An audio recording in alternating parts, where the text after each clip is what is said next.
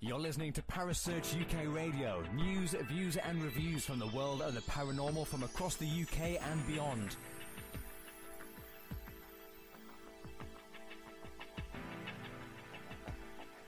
Find us on Facebook, Twitter and the World Wide Web. Parasearch UK Radio.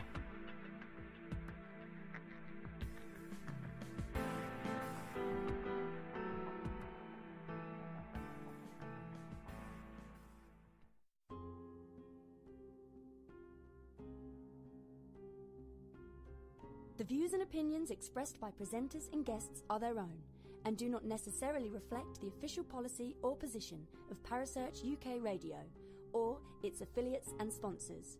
Listener discretion is advised.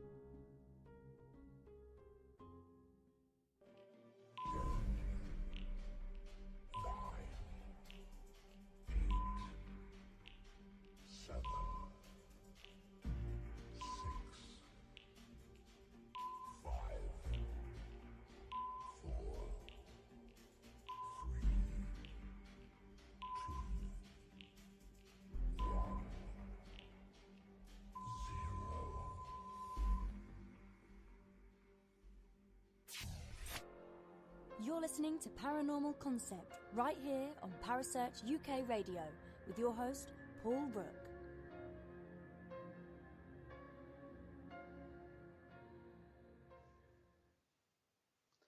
Good evening, everyone, and welcome to the Paranormal Concept Show.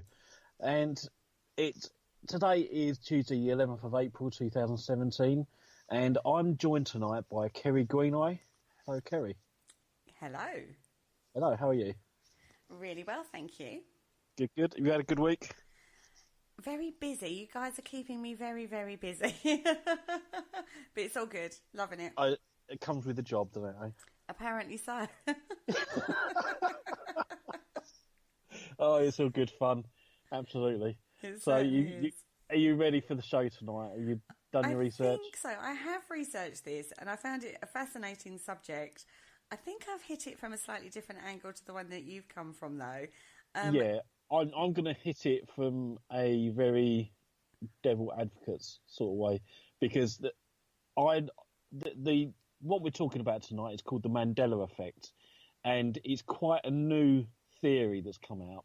And I first experienced it. It was someone that actually said to me, "Have you heard of the Mandela effect?" And I was like, "No, never heard of it before. What is it?" And she said the idea is that way back in the year 2000, allegedly, one of the conspiracy theories out there is that we was switched from the world we lived in to an alternate reality because our world was destroyed. So all the governments wanted us moved over onto another dimension to carry on our existence. And in doing so, they changed some of our history, because we've got new memories, apparently, as we went over to the new dimension, so to speak.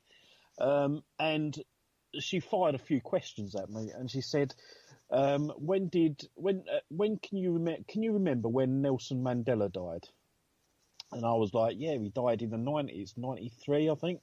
She said, "Oh, right, so you remember him coming out of prison?" And I was like, "Yep, I remember that totally." And she said, "Well, apparently her sister remembers him dying in prison in the 80s, and it was actually televised, and they remember watching it on the telly." So there's like discrepancies in some of our history.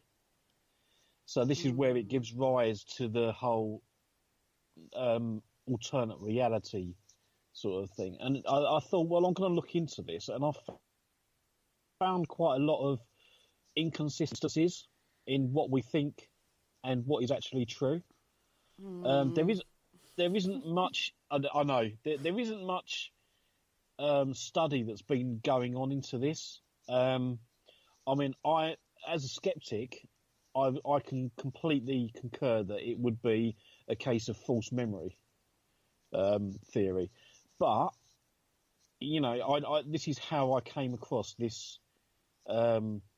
This Mandela effect, they actually coined it because, mainly because of that incident with the whole when did Nelson Mandela die, because that that's where I think it was a lady called what's her name now? I can't. It's Fiona Broom. Fiona Broom. That's and it. this was back Fiona in Broom. 2010, wasn't it? Yeah. And she basically came up with the collective misremembering of a fact or event. And she named it, like you say, the Mandela effect. I'm not going to lie. I think this is complete bunkum. Yeah, and it is mainly about. Sorry, I know it's very baldly put, but yeah. No, this was her, she called it that because of the Nelson Mandela situation, because that's what she experienced first of all. Yeah, when I started looking into this, I was quite fascinated because there was quite a lot of different incidences. I have to be careful with that word. There's quite a lot of incidences where, I mean, we talked about this in a very jokey fashion, didn't we? At one point, and you do sort of start looking. Oh yeah, I didn't think of it like that. But then when I actually started looking into it, it brought up a lot of concepts, a lot of ologies. That's all I can say. A lot of ologies we ended up looking into for this one. And we're not scientists or ologists in any way, shape or form. And there were concepts that we were having to get our head around that were quite difficult, I suppose, in some respects, weren't they, Paul? It was. And yeah, I do, because my day job is working with the ambulances, and I know for a fact that if you attend a road traffic accident, for example, and you try and ask the bystanders what happened, if there's 10 bystanders, you'll probably get about 6 or 7 different versions of what actually happened. Yeah. So you never actually get the same story, and that is what false memory is all about, basically. That's right. It's just basically your memory recalls certain aspects of what happened, and then it sort of makes it logical to you, and it does. It puts false ideas into your head to make it a string of incidents that make up the whole story. I remember watching an experiment on television, and what they did was it was a nightclub situation, and then they basically had like a gang go in and raid this nightclub with shotguns, and it was absolutely fascinating because, like you say, after the event, what they did was they went round and took witness statements from everybody, and there was only 5 people that actually was part of the raid gang, but from the witness statements they could have pinned down about 20 people. Do you know what I mean? Yeah. There was huge differences in the witness statements. And like you say, the brain itself invents facts to fill the gaps and will, like you say, give you this false memory. And it's, it shows you how fickle, I suppose, the mind can be in regards to when you're under stress or when you're under pressure. Your brain will actually do that to fill the gaps that, when something's happening really fast or, the stress of those incidences, like you say, in an accident or in this experiment. Excuse me. These things were, I didn't realise until I watched that experiment and then talking to you about, witness statements and stuff like that, how the brain does do that. I didn't realise that. And like I say, it just shows you really how kind of unreliable it is. It is. It just makes it up to make your day more interesting. Yeah, well, I know exactly. One of the incidents that this what's her name, Fiona. Yeah, what she was talking about. That lady. She was talking about the incident at Tiananmen Square, and there was a protester standing in the way of the tank. Yeah. Now, a lot of people claim that the guy was run over, but then there's other people that say that he wasn't. Okay. So, that's sort of, again, another discrepancy in our history. I think the problem with that one is that's a very iconic photograph. Absolutely. And I also think as well that there are some aspects of the history that's taught in schools that are it's almost like brushing the truth under the carpet just to change some of our history or the way that it's perceived, if that makes sense. I know what you're saying on that one. I don't think, though, that... Oh, dear, that's a difficult one to think about. I don't think that the schools would be part of this Mandela effect. I'll be honest with you. I don't think... No, I don't think it's done as a Mandela effect thing. I think it's sort of... It can...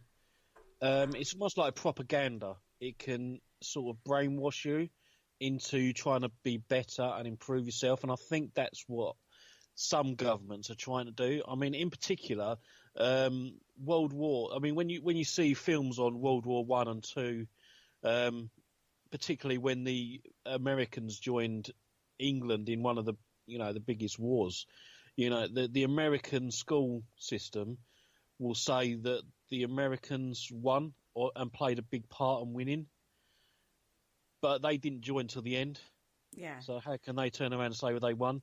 Because I actually don't think it's so much of a school thing. I think it might even... I think if you're looking at it from a media-driven or a society-driven thing, it's more, I would say, films. A lot of people seem to get their facts from films these days. The amount of people after Pearl Harbor watching the film, not the event, kind of now think, or actually Saving Private Ryan, those kind of films... They kind of take their history from those kind of films. Do you know what I mean? And even the old black and white films. I mean, obviously, if it's made by British people, they are going to put a very... We're amazing, We coped with it. We had a cup of tea and we solved it by morning. Kind of stiff upper lip.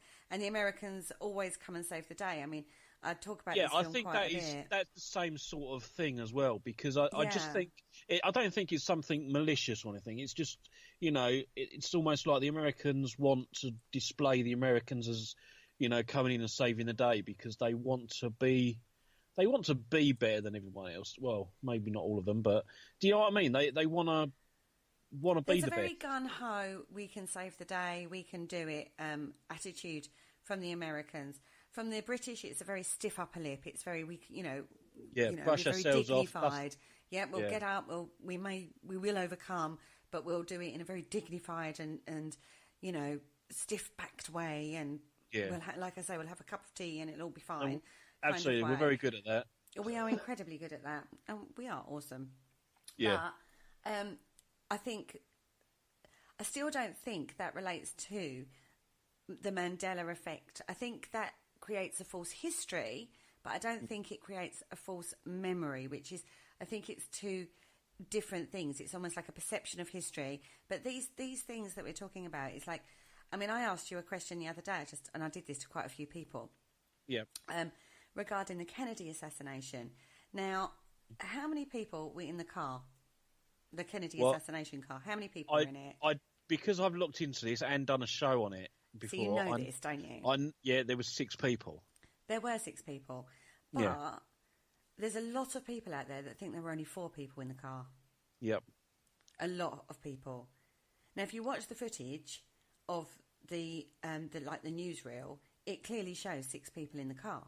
Yeah. Now, I don't know, and I've got to remember this. This is memory, so I could be wrong. Didn't the Oliver Stone film only have 4 people in the car? It could have done, and I was about to suggest that, actually. I don't know, to be honest. I've not actually seen that film. No, I haven't, but that's the sort of thing I mean by but people remember it slightly differently. Now, whether or not that was a media-driven thing or whether or not that is a false memory that people just assumed that there was just 4 people in the car, I don't know. I would doubt that Oliver Stone would get a fact like that wrong.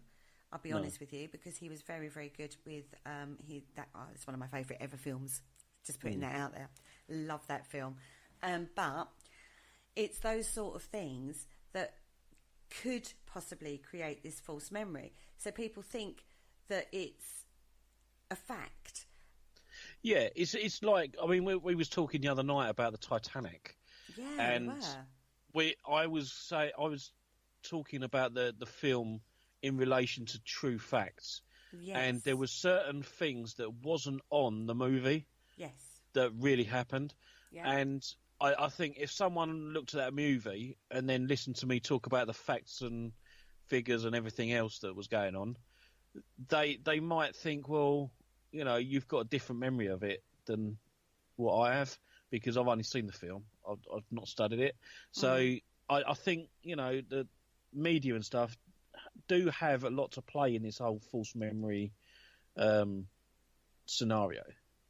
Yeah, I agree. I totally agree. Yeah. Because, like I say, a lot of people, it's almost like taking, particularly when they take things like the D-Day landings or Titanic or, things, Apollo 13, they will take those as that is their learning of history. Do you know what I mean? Even down to the Enfield haunting. When you look at the Enfield haunting, now, they did the mini-series on TV, didn't they? Yep. And then they did the film, The Conjuring. Yep. And if you go by The Conjuring film, you don't know anything about that case whatsoever, because that is not what happened. And even the mini-series, although that was a lot more accurate-ish, I would want to say, it still had a drama take on it. Yeah. And the whole, I've not seen the TV series, but only the Conjuring film, best comedy of 2016. I talked all the way through that movie. I was like, I can't even be bothered to watch this. I was laughing all the way through that movie, really. I think other people got annoyed. But it was like the basement scenes. The house didn't have a basement. Yep. But I only know that because I've been to the house. Yeah. So I know the location, and I think sometimes the American filmmakers are obsessed with basements anyway. And if any, basement. They do, don't they? And attics. I was watching a film the other night and it had an attic in it. But I think in America, a lot of houses do actually have like walk-in attics. You can't even stand up straight in my attic. And most houses in America, from my understanding, and I haven't been to America or into any of the houses in America, so I could be completely wrong on this, but I think they do actually have a lot of basements. Do you know what I mean? So from their perspective, why wouldn't that be the same in the UK? Exactly. And I think this is going to be where a lot of the false memory comes from, media and real life, and people just getting mixed between the two. Yeah. This film that I watched last night, it was called The Disappointments Room. The whole film was a disappointment, to be fair. It was rubbish. You're such a critic. I won't go in too much into it, but it was basically this woman. She was haunted in a new house, and it turned out that there was a room that wasn't on the plans to the house. And when she finally got into the room, it turned out that they called it a disappointments room. So when you had children that were disabled and stuff way back in the, I don't know, what the American Civil War type era, you'd put them in a room to hide them away. How awful. Yeah, I know. And it was basically the spirits of that room and how she was mistreated and stuff, and that's sort of where the film went. There's a bit more to it than that, but I don't want to ruin it for anyone if they do want to watch it. But I was severely disappointed with that film. But that's me. Name me a film you haven't been severely disappointed in. Actually, I have got a film that you haven't been severely disappointed in. What's that? Star Wars, because apparently there's a Mandela effect in Star Wars. There is, actually, yeah. And to be honest, I didn't even notice that one. Blimey. I know. The apparently the Mandela effect scenario in Star Wars is with one of the androids, C-3PO, and it's basically about what colour he is. So what colour would you say C-3PO is? I know you looked into it anyway, but before I looked into it, yeah, I would have said all gold. I would have said he's gold. Well, no, he's not. He's got the left. No, is it what side was it? The right bottom part of his leg was silver, and in the films, it's always portrayed as that. And I've actually watched all the films to check. I love that. I've actually had to rewatch the films to check that. Absolutely, and yes, it's in there, a silver leg. It's definitely one to look out for. But everyone remembers it being him all gold. Yeah. But And then, I do think it's, again, with the media and everything, and even down to the merchandise that Star Wars brought out, he's always been all gold. yeah. So I just think it's a case of that detail was so small in the movie that people didn't notice. Yeah. And gold and silver, I mean, they do sort of look the same when it's dark. And most of the film's in space, and it's dark. So it's sort of But like... you're not really looking at his legs. I mean, to be fair, you're not really focusing on his legs, are you? No, Because there's it's all his upper body, isn't it, really? With Exactly. you know. And there's so much other bits and pieces to be looking at. Exactly.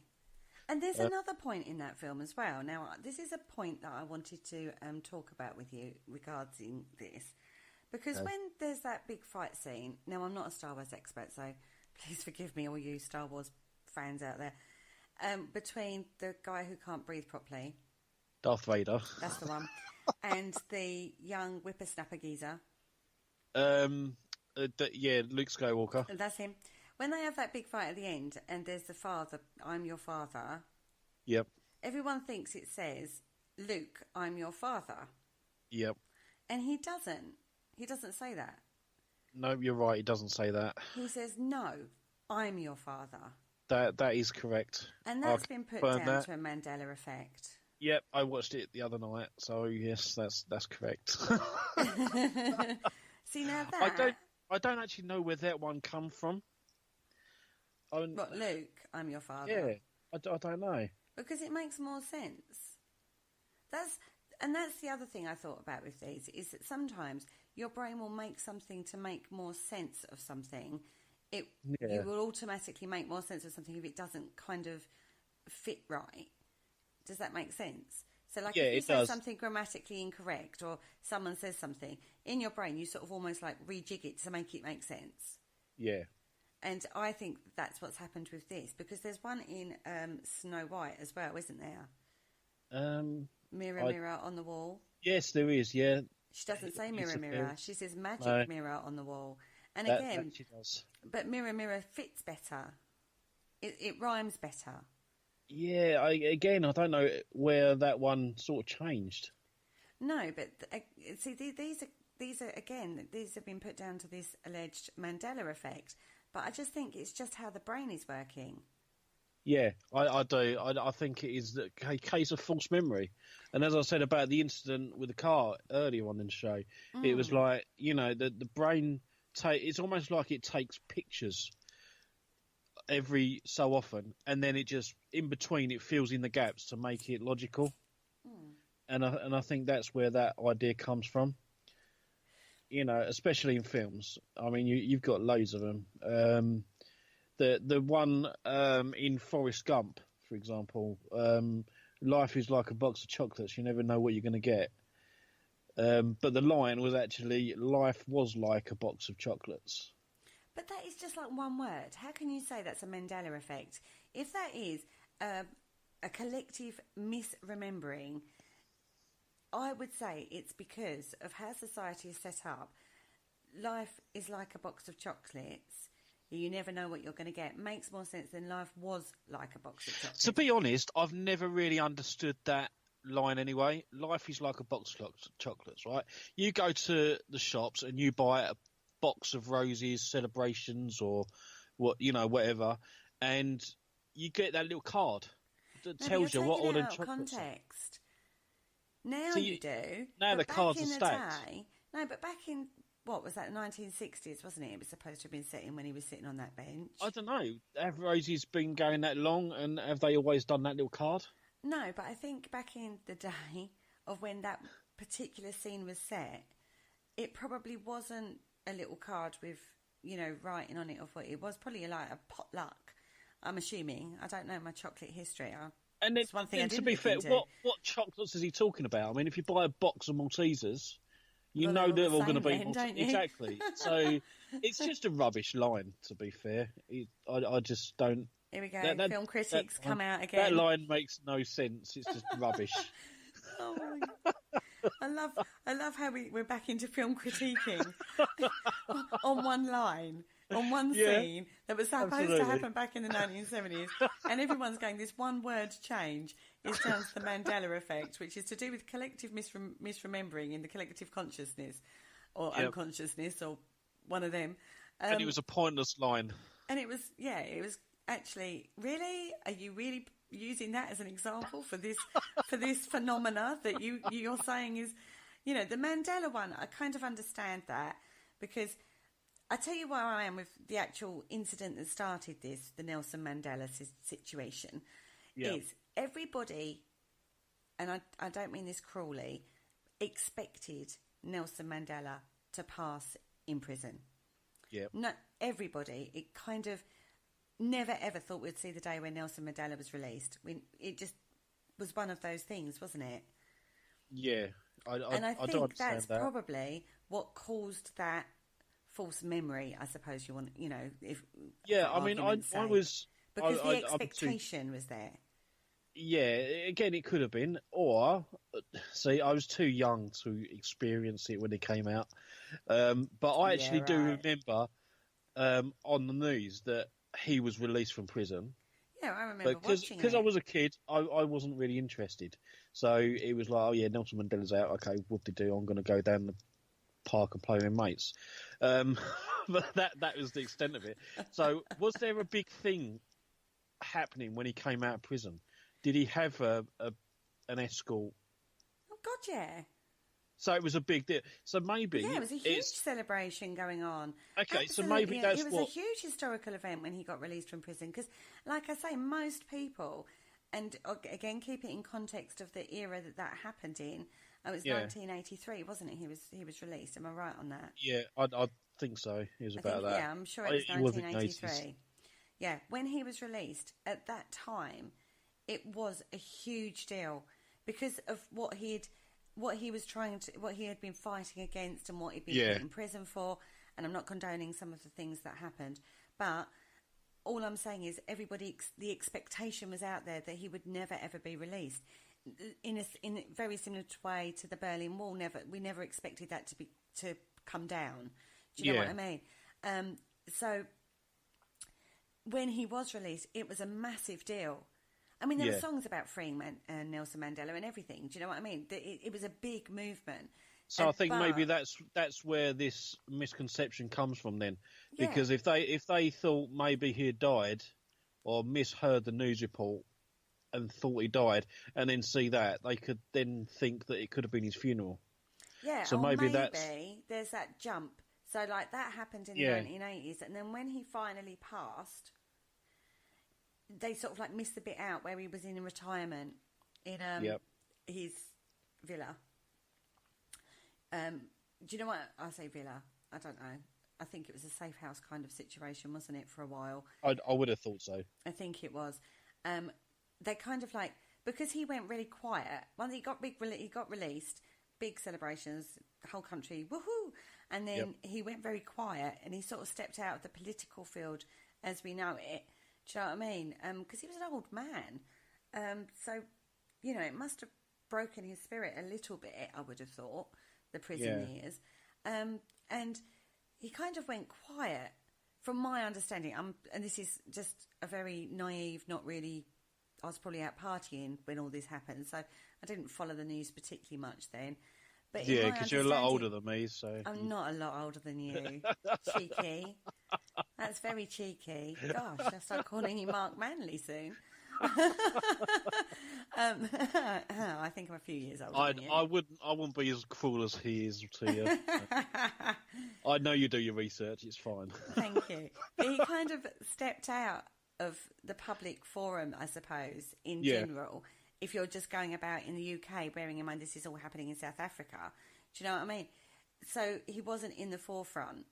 And because there's that gap of the build-up to him being released and then not a lot going on, and then he passes, it's almost like maybe people like missed, that part. And they remember his funeral and they've just linked it to the prison. So do you see what I mean? Yeah. So maybe I do think that as well. rather than it being a collective misremembering, and it's a specific phenomena. I mean, the more I looked into this, the more there were some crazy theories. There's loads of crazy theories. There's some crazies, and there's some really good psychological ones. Now, should we take a little break and then talk about that when we come back? Yes, absolutely. Yeah? Go for Should we it. do that? Yeah, press the button. Okay.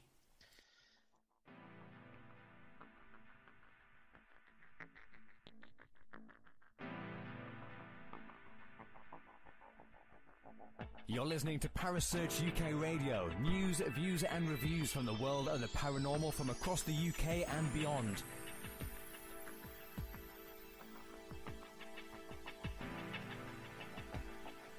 Find us on Facebook, Twitter and the World Wide Web. Parasearch UK Radio.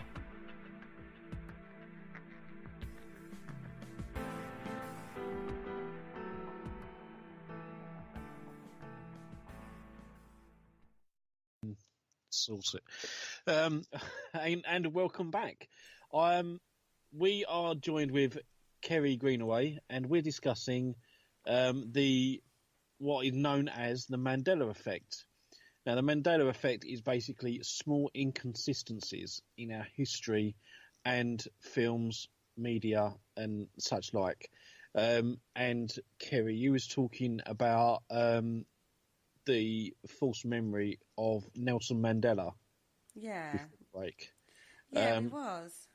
I do agree with you, to be honest. I do think that it was a case of Nelson Mandela coming out of prison, and just I think a lot of people would just see that and not really take in what was going on, and then a few years down the line they just forgot and then thought he'd died anyway, and that could have been his funeral, if that makes sense. Yeah, looking sort back. of like, just like, again, almost like we said, the false memory, we sort of make it fit in our brain to what feels right. And because there was that expectation of him living his days out in prison back in the day, it sort of like misses the years that he actually was released in society, you know, I suppose. I mean, the psychological side of this is absolutely fascinating, because this is what I found out in regards to, I mean, we touched on this at the beginning of the show in regards to how your brain fills the gaps. Yeah. And so I looked into, now I'm not an ologist, so all you ologists out there, please don't start bashing your head against the computer screen, because I'm getting this a little bit simplified. But I looked into memory, how memory is stored. And I found this quite interesting. Now, memory, again, I'm going to reiterate, I'm not an ologist. Now, memory is created in two ways, okay? So you get your first impact memory, and then you get like a secondary memory, where your brain, so your first impact is like what you first see, what you first take in, and then and it's seconds, okay? It's split seconds. And then you get like a second memory where your brain is like actually taking in more information. And the first impact memory is where your fight or your flight kicks in. Now, okay. I heard about an analogy to do with this. It's like, right, so you're walking along in the grass and you see what you think is a snake in the grass. And the first instinct is your fight or your flight. Yep. But then your second memory thing takes in the fact that it isn't actually a snake, it's actually a stick that looks like a snake in the grass. Yeah. So you've got like a double memory thing going on. You've got like a double layer going on all the time in your brain, particularly in, like we talked about at the beginning of the show, high stress situations. Yeah. Because obviously a snake is a fearful thing, so it creates that fight or that flight. Now, once that's happened, it then gets stored to the long-term memory. Now, the physical location of the memory is an engram or memory trace, and it gets transferred from the temporary sites to the prefrontal cortex. I love these terms. That's it. But when it gets stored into the prefrontal cortex, it actually gets stored, memories that have got similar traits get stored together. So if you hear a song on the radio, then your memory will pull up the incidences that relate to that song. That's why you get those memories when you hear a song being played, because your brain is connecting that song with that memory. Well, that makes sense. And it's because it's all stored together. So your memory remembers the song, then it remembers where you've heard that song. And the more you hear that song, the more different memories will start occurring when you've heard that song. Yeah. Because they're all stored in a similar place in your brain. Mm. So I'm a bit like that confusing. with music. It's a very, very strange filing system. It is, isn't it? It's not time. It's not like time, is it? It's sort of a bit of, oh, well, that's a bit like that, so we'll stick that with that. Yeah. I just find that a little bit of a strange storage system for memories. I understand why it does it, because it's also linked to emotion as well. So if you feel a certain emotion, that's why you get behavioural traits, because if you end up in a similar situation, you'll start reacting in a specific way because of the memory association that it had, because of how it resonated with how it happened before. So that behavioural pattern was set in place. See, I'm a bit like that with the movies in particular, because I do see a lot of films, and if I hear a song come up on the radio that's attached to a film that's been out years and years and years, it's like, okay, yeah, I can tell you exactly what film that was. Yeah. And and so I can understand that way of thinking. And if that's how it happens, then you kind of understand how it can get a little bit wrong. Yeah, of course. How the memory can get it wrong. Yeah, if it's filing it with another incident that happened to you before, then it could explain why sometimes you might get the facts wrong to the incident you just experienced to one you had 10 years ago. Yeah. And they could overlap to fill in the gaps, I suppose. And if a lot of people, if a lot of people are doing that on like day-to-day basis in regards to like big events like the Mandela situation, for example, then, see, now I'm going to go into a bit of a crazy. Okay. What it could do... There's no such thing as crazy on this show. Oh, well, this is true, and it probably isn't. I'll probably be slapped by certain people if I put this out there, but... Well, as long as it's nothing to do with demons, you're fine. It's not demons. That's fine. Cool. On this show, we're not discussing demons at all. But what it could do is if enough people remember it in a certain way, it could then put that imprint into the collective consciousness or the uncollective consciousness, whatever it be, that consciousness. So then that becomes sort of like the collective misremembering. Yeah, it does. Possibly. It's a theory. It's a little Absolutely. theory. I think that's just as good a theory as the parallel universe that happened in 2000. I think that's a very bizarre way of looking at it. People do have an influence on other people. So, again, going back to that incident, car accident or something with 10 witnesses, if you don't talk to the witnesses individually, they can influence what each other saw as well. Yeah, well, we have that in the paranormal field, because when you hear something, it's almost like you don't want to say, did you hear that? Yeah. Because you want somebody else to say it, because you don't want to put something in somebody's head that wasn't there. Yeah.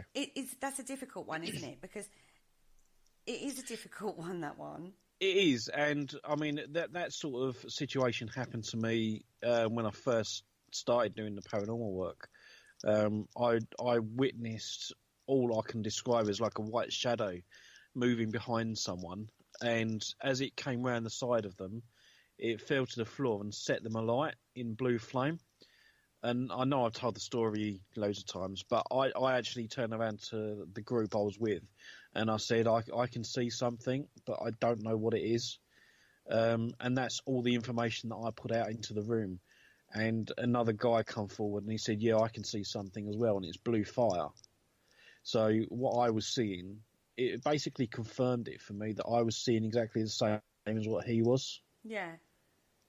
But if I had turned around and said, well, yeah, I can see some blue fire, other people could have also turned around and said, well, yeah, I can see it as well. Yeah, because then you've got that... So basically I would have thought that I was influencing other people. Yeah, that is a known thing, isn't it? Where particularly in that circumstance, where you go, did you see that? Did you hear that? Yeah. And then one goes, oh, yeah. And then there's that one person who thinks, no, didn't hear that. Especially in audio phenomena as well. You know, you get all these on the telly and they go, oh, yeah, we're going to play you a bit of proof that we caught this on video, on audio tape, and we're going to have it subtitled at the bottom. Well, that annoys me because they're telling you what you're hearing. Yeah. And that sort of annoys me because then it's like, did they put that? They suggested it to me, so that's what I'm hearing. Yeah. It's like, that's audio pareidolia sort of situation, isn't it? It's like when you play a song backwards and it's supposed to have words when you play it backwards. Unless somebody pointed out to you, you know what I mean? Absolutely. I saw a scientist up on the stage demonstrating exactly that. And he was saying who heard words in that, and they picked out one or two, like the audience was picking out one or two words that they heard with the song being played backwards. And then he said, right, I'm now going to play it and I'm going to put the words underneath it, and then you'll hear it. Mm. And well, there was a guy. There was a guy on YouTube, no, Facebook it was, and I do believe, and I could be wrong, that it was Kev Kerr. Okay. And he demonstrated that the voice box that most paranormal investigators use, and using audio pareidolia, is a bit of a rubbish phenomenon. Was he that basically the orange? He got the orange and he drew a little face on it. It was Kev Kerr. And he put it on a glass, right? And he had the voice Bob. box going as well. It was and Bob. he's like, "Can you tell me what your name is?" And then over the radio, it's like Bob, and it's like, honestly, okay, so Bob the Orange. It was so funny, guys. Check that out. I know he put that on the ASAP Facebook page because it really, really did highlight this audio pareidolia, kind of what we're talking about at this moment in time. I know we've moved off the subject a little bit of the Mandela effect, but it's worth watching. Kev Kerr, he put this up on the ASAP Facebook page, so check that out because it really does demonstrate. It was funny. It was incredibly funny. He ate Bob at the end. I know. That's why Bob was haunting the room. I know. Spoilers. Sorry, everybody, if you haven't seen it. Spoilers. But no, Kev, I thought that was a really good demonstration of it. It was. And sort of going on from audio phenomena, listed in some of the Mandela effects phenomena, you have got a song by Queen, "We Are the Champions." Yeah. Do you actually remember how the last three words of that song? We are the champions? No, of the world. It says of the world, doesn't it? No. What? No. Really? A lot of people think it is, but it isn't. It should be. It just says no time for losers because we are the champions, and that's it. It doesn't go. It finishes of the with world that at the end. No. Really? Yep. Go back, listen to it. I'm going to have to now. If we had a music license, we could have actually put it out, but no. That it stops with "We Are the Champions." Nah, it does. It goes. I'm not going to sing it again. You've already had a little bit of my dulcet tones. I'm not going to go there again. But okay. No, I'm going to go back and listen to that now. Do you know what I did when I read that as well? I listened to it, and it does actually end with "We Are the Champions." Okay. Yeah, in the song, again, I can understand why people think it is of the world. Because in the song and the chorus, it does actually say, "We are the champions of the world." It should say it then. That's all I'm saying. So, that would have finished the song off better. Yeah, but I might write to Queen actually and tell them to put that on the end. Yeah, I'm sure they get a voice box and Freddie Mercury could finish it off. Yeah, I'm sure that would be perfect. That would. Yeah, absolutely. So I thought that was quite a good link into the music there. Yeah. Yeah. Very Absolutely. good. Yeah. Very good. And even board games is another one that has been affected by the Mandela effect. Now, I see. I haven't got any pictures. Obviously, because it's a radio show and podcast, we can't actually put pictures out there. But Professor Moneybags from Monopoly. Do you think he had a monocle? Yes. Well, apparently not. He doesn't have a monocle. Really? Really. There's no monocle in the diagram whatsoever. So you'll have to look that image up. Yep. That's one for you. Well, I'm going to have to... Yeah. Is what I can say to that one. He should have a monocle. Again, it fits better with him with a monocle. The marketing people missed a trick. One for parents of small children that watch Curious George. Has Curious George got a tail? I don't know who Curious George is. Curious George is a monkey. Sorry, excuse me. Curious George is a monkey. I see, because I don't have children. It's like I didn't know who this character was personally, but my godson's knew. So it's like Curious George. Did the monkey have a tail? Well, I don't know who Curious George is, but I'm going to go with the yes. Obviously, he's a monkey. No, he doesn't. Oh, okay. No, Curious George does not have a tail. See, I didn't know Curious George was either, to be honest. But like when you say monkey, monkeys have tails, so I think that's what I thought as well. But no, so I would think that logically, I think that's where logic kicks in. Yeah, because logically, like with the Moneybags guy, logically it fits the stereotype. I think is the point. It fits the stereotype for a bank manager to have like the top hat and tails and the monocle from going back in the day, and like a monkey, your immediate mental image of a monkey has a tail. Yeah, but no, it doesn't in the cartoon apparently. Mickey Mouse, does he have braces? No, that's right, he doesn't. Thank a lot of people do think he does because he's got the two buttons on the front of his shorts. Yeah. So I think a lot of people do picture him with the braces that go over as well. But no, he doesn't. No. Apparently, a lot of people think that the Mona Lisa is now smiling, where she used to be emotionless. No, she has an enigmatic smile. See, I don't see... Yeah, it's not like a major full-on smile, but I don't see the difference. It's almost like a mini, patty, smirky kind of expression. And she's tiny. She is actually tiny, everybody. Yeah, I know. It's a small painting. It's a small painting, isn't it? Yeah, I did know that. Disappointed, to be fair. Even the Venus de Milo's a bit of a disappointment as well. I was expecting a massive big statue, and it ain't.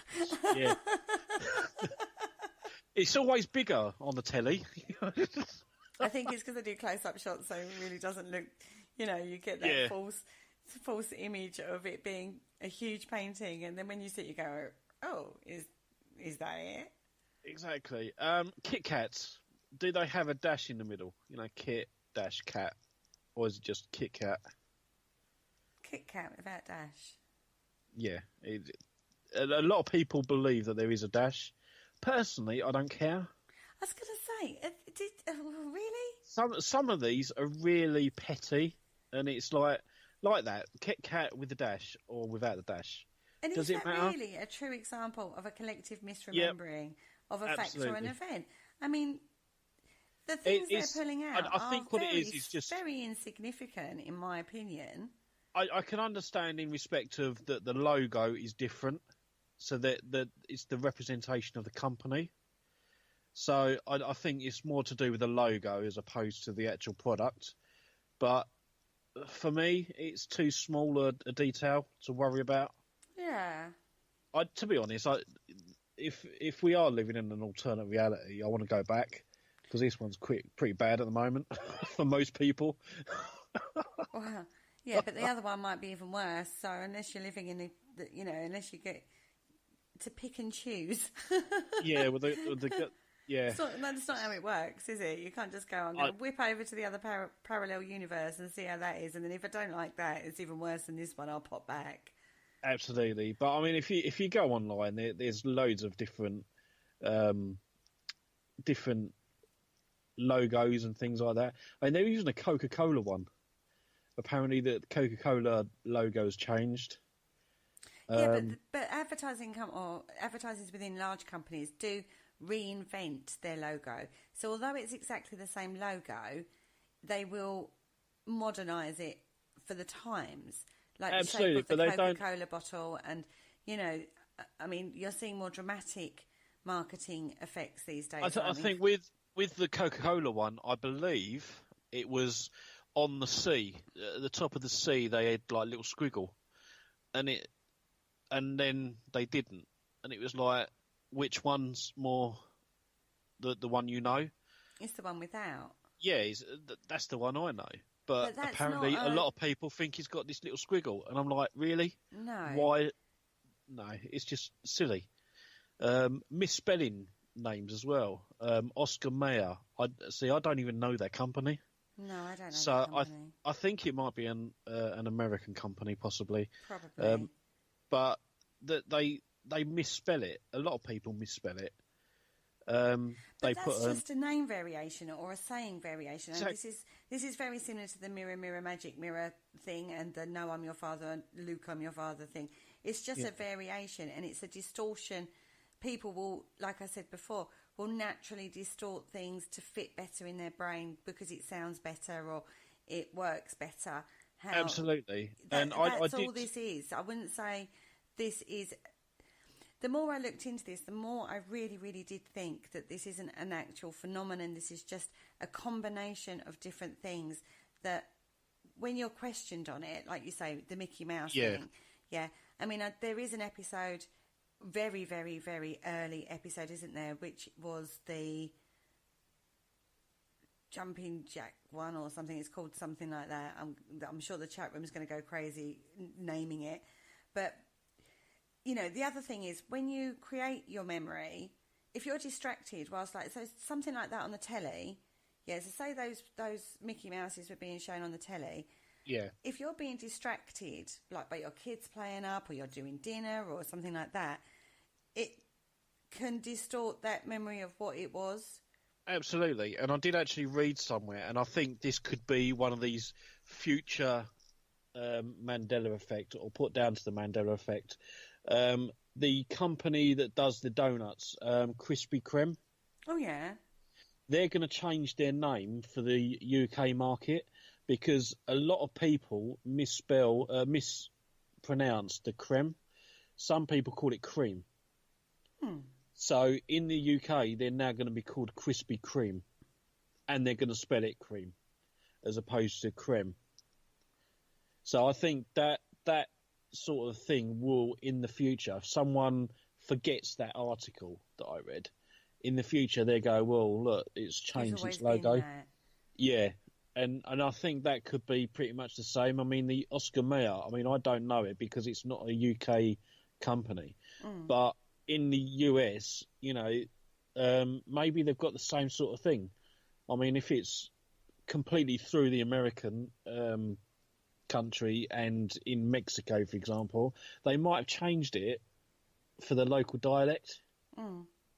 So again, that sort of makes sense to me. And to have the two logos and then go, well, look, they've changed it. Well, yeah, of course they have, but they're putting it down to this Mandela effect. No, see, I just think I agree with you on this one. Marketing and advertising people will tweak their approach over the years. And if it's a long-running company, the same logo will go through reinventions. So the main bulk of it is the same, but there will be small differences, like taking out the squiggle above the C on the Coke, and the cream to cream, you know, the creme to cream and stuff like that, you know. And I think that's not a Mandela effect. That's just age. Yeah. Whether or not you remember it or not. Do you know what I mean? It's an age thing. And memory does become distorted over time. I mean, some of my childhood memories, when I talk to my mum and dad, they go, well, that didn't happen like that, or that never happened. Now, I know certain things happened. Do you know what I mean? Yeah. They don't remember it at all. But that's just because, for me, it might have had more of a significant situation than it did for them. I mean, and obviously they've lived a lot longer. They've got a lot more memory storage stored in there. Do you know what I mean? So I think there is a huge distortion of memory. I mean, even like I said, you put a high pressure situation onto it, your memory distorts. You ask somebody 5 minutes after an incident what happened, and they will distort the facts at that point. Ask them 5 days later or 2 weeks later. Isn't there a length of time that the actual memory of the incident then becomes unreliable, because that it's known that the memory will change? You will change that. You will, like you say, we'll fill the gaps ourselves. And that's kind of what I think this Mandela effect is really. I mean, there was one, and we're running out of time again, but there was one I want to talk about a crazy, because it was quite funny. I thought the parallel universe was quite a crazy, but another one I found was about a glitch in the Matrix.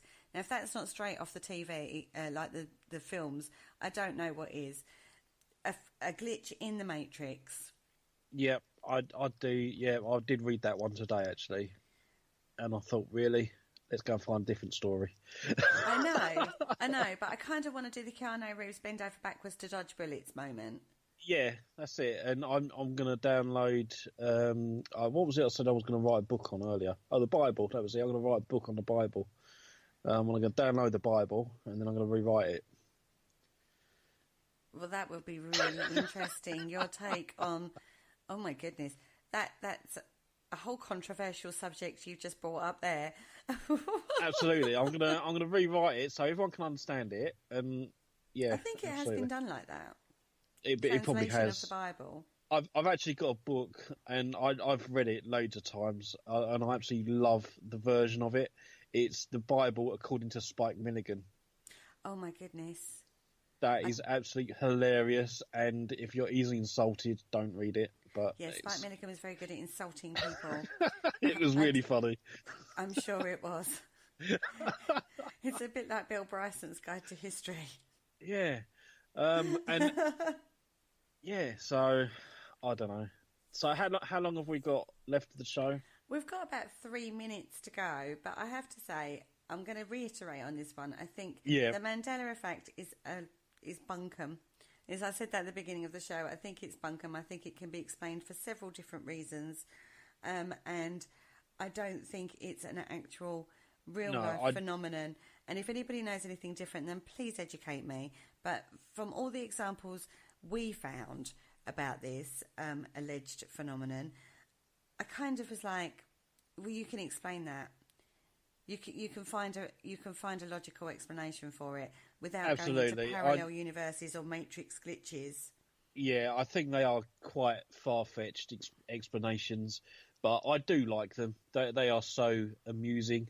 But no, I totally agree. I think it's a case of false memory. Everyone remembers something different about different incidences, and when we've got Facebook and Twitter and all that sort of media going on about different TV shows and things like that. I mean, TV shows and films both change their names for different countries as well. Yeah. So I think it's just a mixture of all that, and you know, it just filters through, and we get the wrong facts. That's all I think that the Mandela effect is. To be honest with you, I don't think it is a genuine phenomena other than false memory. Yeah, I have to say, I don't think it's like I said, a huge phenomenon that Fiona Broome is, was sort of thinking. She was sort of trying to put a paranormal spin on it, wasn't she? Almost. Yeah. And I'm not thinking that with this at all. No, I mean, fine to look into the whole phenomena of false memory. Yeah. Yeah. I think that's where she needs to concentrate. But that's a psychological thing. Absolutely. Not a paranormal thing. No. So you debunk this, yeah? Yes, absolutely. Debunked. Throw it away. Yeah, that's okay. Right, well, you have got 30 seconds, mister, to wrap this show up. I'd like to thank everybody for joining me in the chat room tonight. It's been an absolutely fantastic show as always. Thank you to Kerry Greenaway for joining me on tonight's show, because otherwise I wouldn't have been able to rattle on for an hour. And I hope everyone has a fantastic Easter. And I shall see you all back here on the next Paranormal Concepts show. You certainly will. Thank you very much, and good night. Good night, everybody.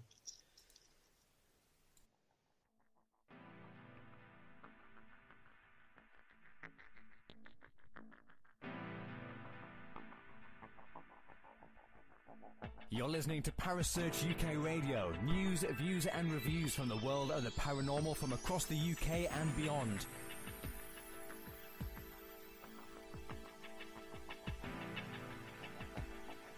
Find us on Facebook, Twitter and the World Wide Web. Parasearch UK Radio.